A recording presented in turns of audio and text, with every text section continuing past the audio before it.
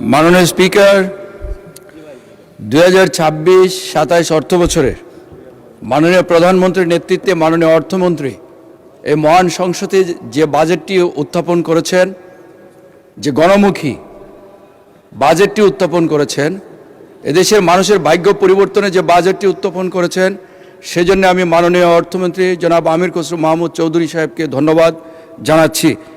মাননীয় স্পিকার, আমি 36 বছরের রাজনৈতিক কর্মী। আমি দেখেছি যে বাজেট পেশ করার আগে মানুষ উৎকণ্ঠায় বসে থাকতো কোন জিনিসের দাম বেড়ে যাবে। এই প্রথম আমার জীবনে দেখলাম, বাইরে এতদিন সংসদের বাইরে ছিলাম, বাইরে বসে থাকতাম, টিভির সামনে মানুষ বসে থাকতো যে কোন জিনিসের দাম বেড়ে যায়। বাজারে অনেক জিনিসের দাম বেড়ে যেত। এই প্রথম আমরা দেখলাম, এই পিছনে মাননীয় অর্থমন্ত্রীর পিছনে আমার সিট, বসে বসে দেখলাম যে একের পর এক পণ্যের শুল্ক এবং ভ্যাটের হার কমানো ঘোষণা করছেন মাননীয় অর্থমন্ত্রী।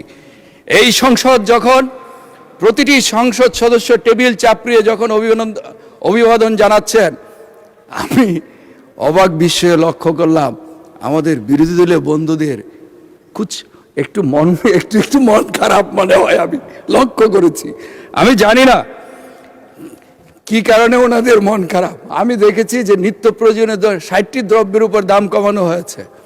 বাজারে আমি নিজে বাজার করি মাননীয় স্পিকার, আমি বাজারে গিয়েছি, বাজারে কোনো জিনিসের দাম বাড়ে নাই।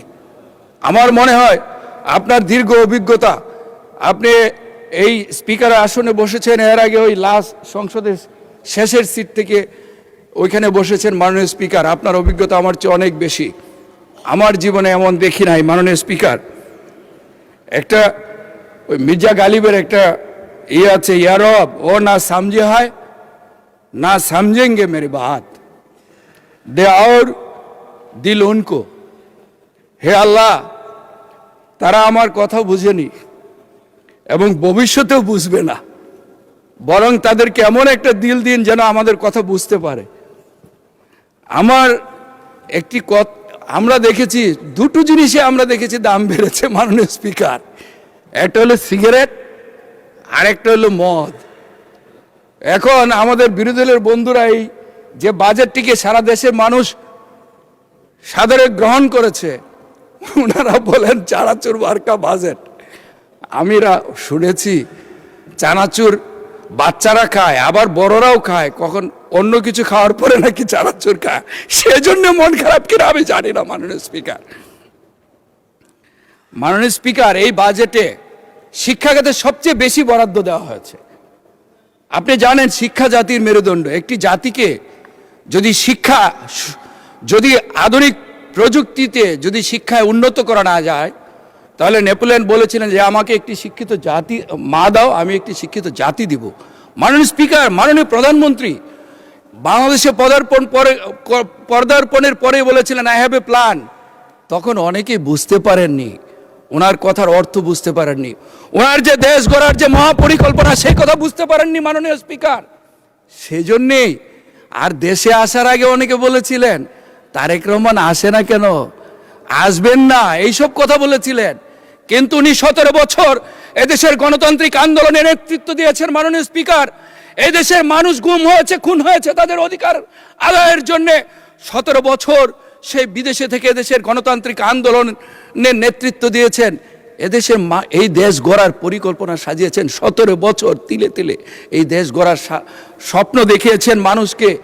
আপনি লক্ষ্য করে দেখবেন মাননীয় স্পিকার, আমরা জুলাই যুদ্ধ করেছি, আমি নিজেও করেছি, আমাদের এইখানে যারা আছেন অনেকে এই জুলাই যুদ্ধ করেছেন, আমাদের সন্তানেরা করেছেন। কিন্তু অনেকে এই জুলাই চেতনা বিক্রি করেন মাননীয় স্পিকার। আমরা জুলাই চেতনা বিক্রি করি না মাননীয় স্পিকার, আমরা জুলাইকে ধারণ করি মাননীয় স্পিকার। জুলাই তো বিক্রি করার বিষয় না। যারা জুলাই চেতনা বিক্রি করেন তাদের প্রতি একটি অনুরোধ জানাবো, অনেকেই রিক্সায় চড়তেন, এখন প্রাডো গাড়িতে চড়েন আর জুলাই চেতনা বিক্রি করেন। আমি একটা অনুরোধ করব মাননীয় স্পিকার, আমি যে গাড়িতে চড়তাম সেই গাড়িটি নির্বাচনের সময় মাননীয় স্পিকার অবস্থা খুব খারাপ হয়ে গেছে, আমি এখনো সেই গাড়িতেই চড়ি।